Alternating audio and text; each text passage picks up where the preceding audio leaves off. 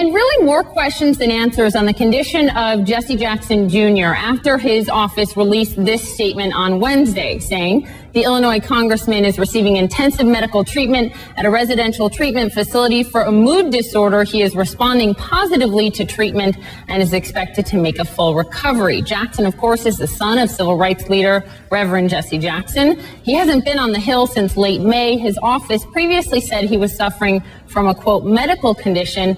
So we want to talk more about what this mood disorder could be, and to help us do that, we have Dr. Henry Cloud. He is a clinical psychologist and author of many, many books, joining us now. Thanks for being here. We appreciate it.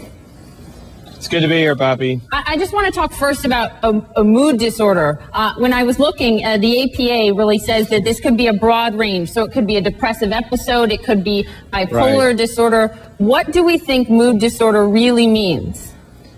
Well, you know, broadly speaking, it's kind of two buckets of stuff. It's people, like you said, that are depressed and their mood is down, or it's people that the mood is so elevated that they go manic, or you've heard either one is bipolar.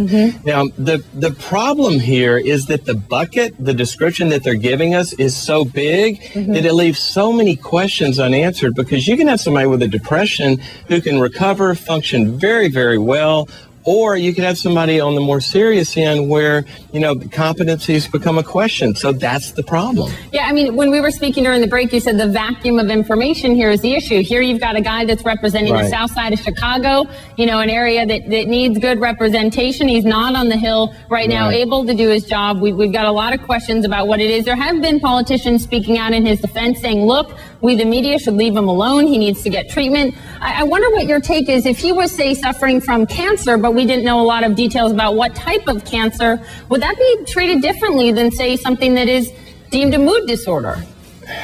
Well, it could be. And the problem with a mood disorder is sometimes, you know, it's just about the mood, and somebody's got energy disturbance and they don't feel well, and you get them on antidepressants and they're up and functioning again. But the other sort of extreme of this is it can affect thinking and cognitive impairment and decision making and all that sort of stuff that we expect leaders to do. But the bigger issue, I think, here is the leadership question.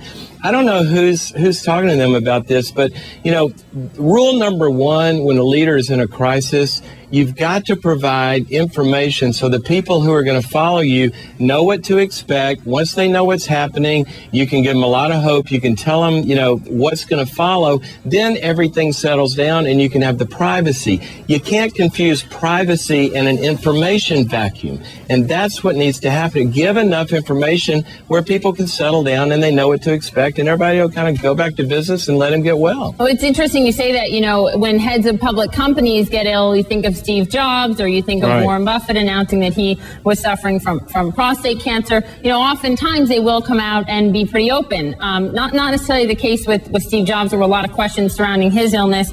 But I know that the congressman is being treated in a residential facility. What does that tell you? What does a residential facility mean? I mean, he's not inpatient, you know, in intensive care in the hospital. Right. And again, you know, it's the vague description. Residential treatment facility kind of means that somebody's in residence there. Now, a lot of times we do associate that with substances, but not all the times. You know, nowadays there are places where people, especially people who can afford it and have means, can go check in somewhere and get very intensive treatment. And that's the mystery here. See, one of the things about a mood disorder is you could be hospitalized because of something dangerous, but this also could be because they really want to focus on getting the medicines right, getting them a lot of help intensively, and again, we just don't know, and that's kind of the problem. But there is good news in all of this, that mood disorders are very, very treatable. I've worked with tons of leaders who have mood disorders, and when they stick to their treatment and all that, they do very well. We just don't know what's going on. That was going to be my next question. How treatable is it? And I know he's running for re-election in November, so, you know, got to get back on the campaign trail. Absolutely. Doctor, thank you. You got to get on the campaign trail and have energy and have a message, and that's what we don't have yet. Right. Thank you so much. Good to be here.